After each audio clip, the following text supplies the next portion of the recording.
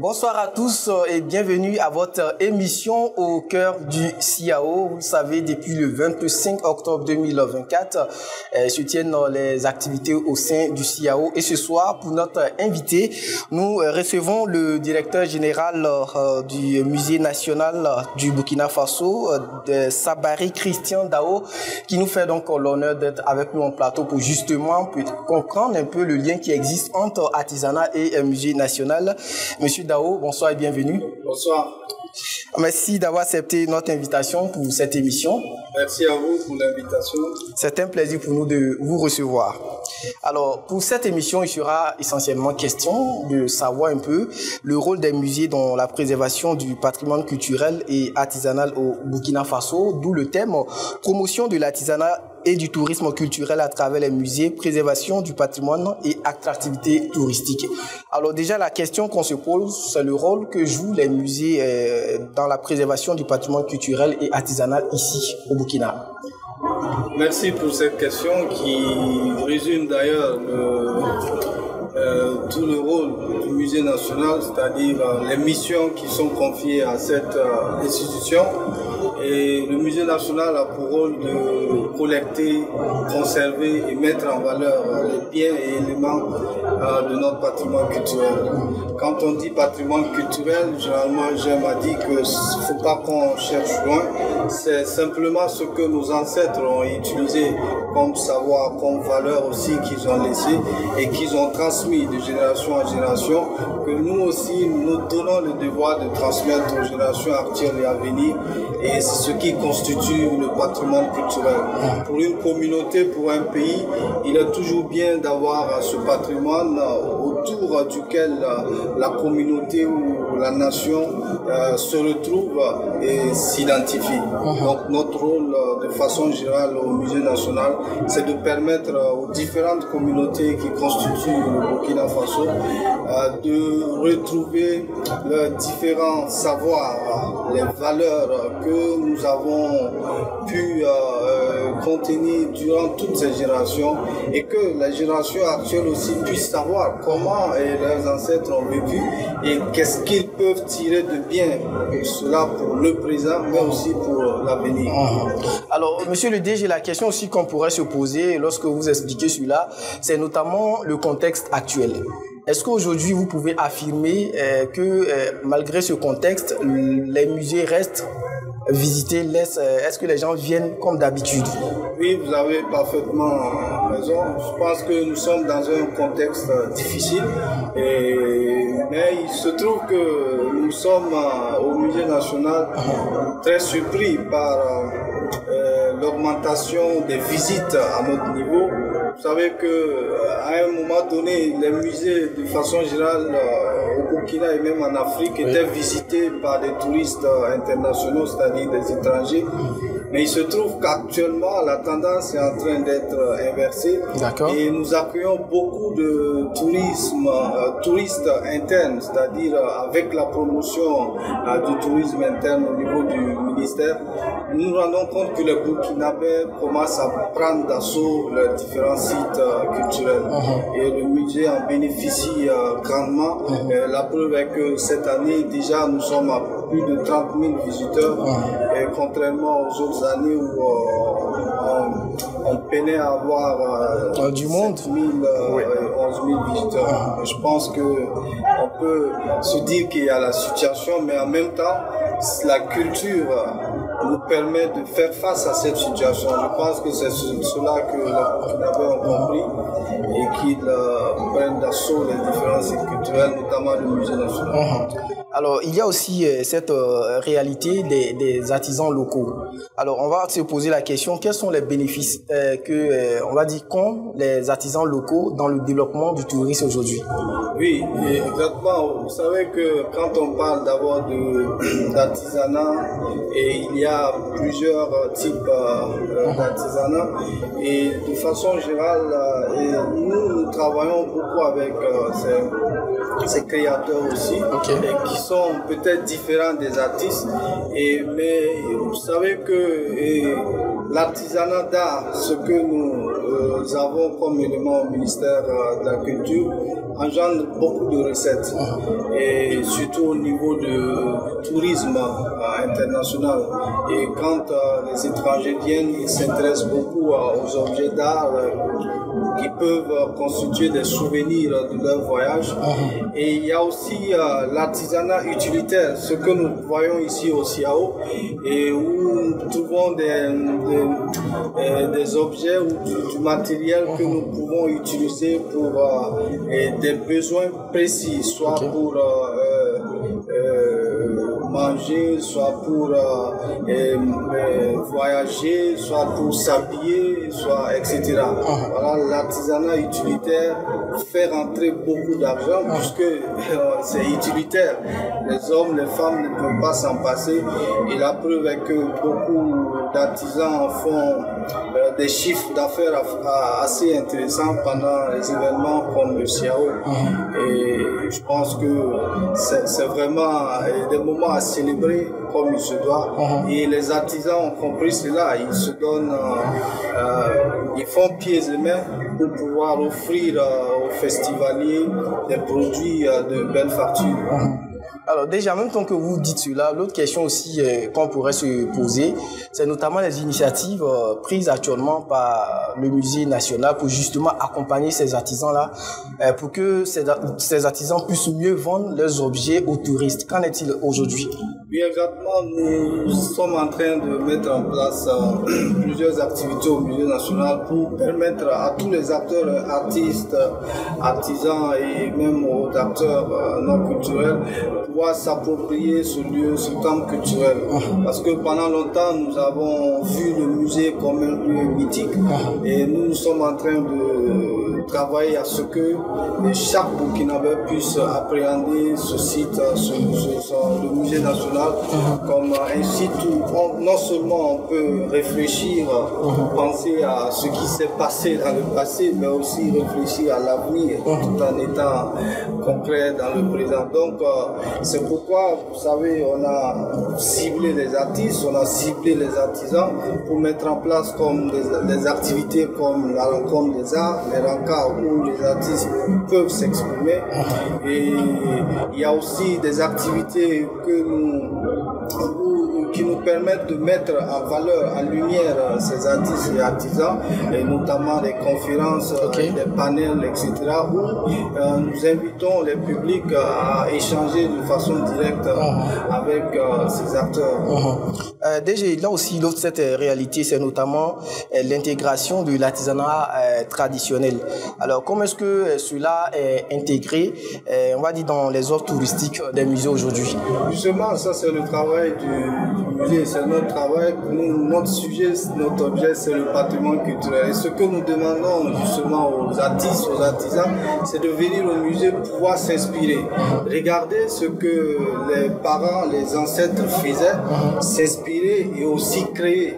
Parce que c'est comme ça que nous arrivions à passer de génération à génération des valeurs et aussi des objets.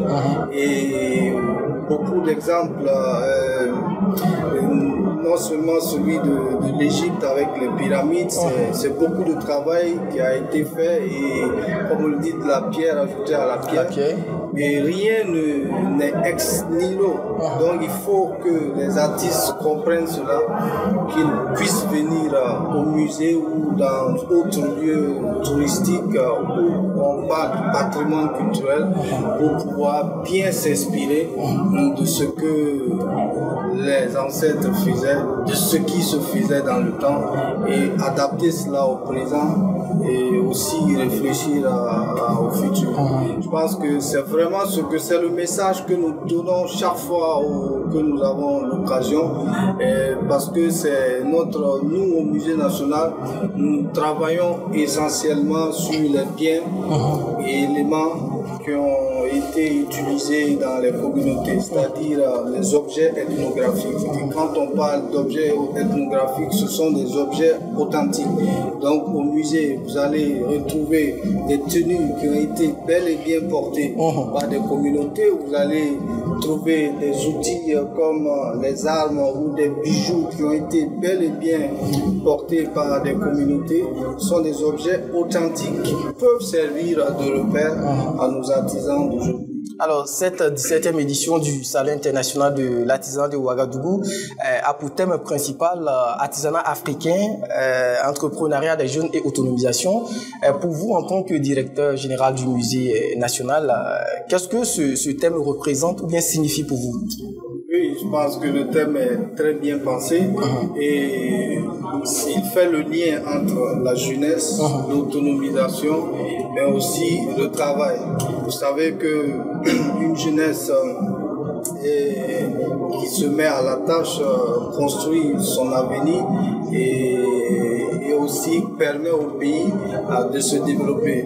Donc je pense que dans un contexte difficile que nous traversons, il peut y avoir des moments de découragement, voilà, dans quelques espaces de jeunesse, et ce thème vient donner encore ce message fort à la jeunesse que ils ne sont pas, ils ne sont pas oubliés, ils sont mis à la page et on prend compte d'eux dans les différents programmes de développement pour qu'ils puissent aussi apporter leur contribution au développement du pays. Donc je pense que c'est un thème qui vient à point nommé et qui doit même être traité non seulement pendant le CIAO, mais après le CIAO. Alors, il y a aussi cette question que beaucoup de jeunes se posent. Est-ce qu'aujourd'hui, la jeunesse peut vivre sur notre dépend de l'artisanat quand on sait que la question culturelle semble ne pas avoir une grande importance pour les autorités aujourd'hui? Est-ce que vous pouvez expliquer en quoi est-ce que voilà, cette jeunesse-là peut faire confiance aussi à l'importance qu'accorde le gouvernement à la question artisanale, mais aussi de façon générale culturelle? Oui, ça, actuellement, c'est vraiment une évidence parce que les études ont prouvé, je pense que dans la stratégie nationale de la culture et du tourisme, il dit que la culture contribue à 3% au PIB national. Donc cela veut dire que nous sommes à même de vivre des produits culturels, que ce soit des produits artisanaux et même artistiques, nous pouvons en vivre. D'accord. Le seul travail qu'il va falloir faire, c'est de prendre cela au sérieux. Je prends votre exemple, vous êtes journaliste, je ne vous jette pas les fleurs, mais vous êtes venu trouver beaucoup d'autres télévisions sur la place. Mais vous partez pour aussi être, comme on le dit, avoir cette place au soleil. C'est ce que les acteurs de la culture doivent comprendre, que c'est un métier comme les autres et que nous devons prendre en compte tous les différents maillons de toutes les chaînes dans les différentes filières pour pouvoir nous en sortir, parce que la preuve est faite par beaucoup de jeunes s'en sortent, je ne vais pas en citer, mais dans tous les domaines, dans la filière textile, la filière dans plusieurs filières artisanaux, artistiques, je veux parler de la musique et du film, etc. Les jeunes s'en sortent, vivent de leur art. Donc cela est possible. On peut bien vivre de ce métier issu de la culture et de l'artisanat. Mais l'important, c'est vraiment de se mettre à la tâche, c'est-à-dire se former et mettre les outils en place pour bien aborder son boulot, et aussi approcher les différents acteurs qui peuvent nous aider à travers des conseils et autres pour faire mieux. Aujourd'hui, quels sont les défis auxquels font face le musée national et comment est-ce que le musée arrive à les surmonter? Notre plus grand défi au musée actuellement, c'est de donner une culture muséale au peuple burkinabé. Est-ce que le peuple burkinabé n'a pas une culture muséale aujourd'hui? Vous savez que le musée, ce n'est pas forcément notre patrimoine, on peut le dire. Le musée est une institution qui n'est pas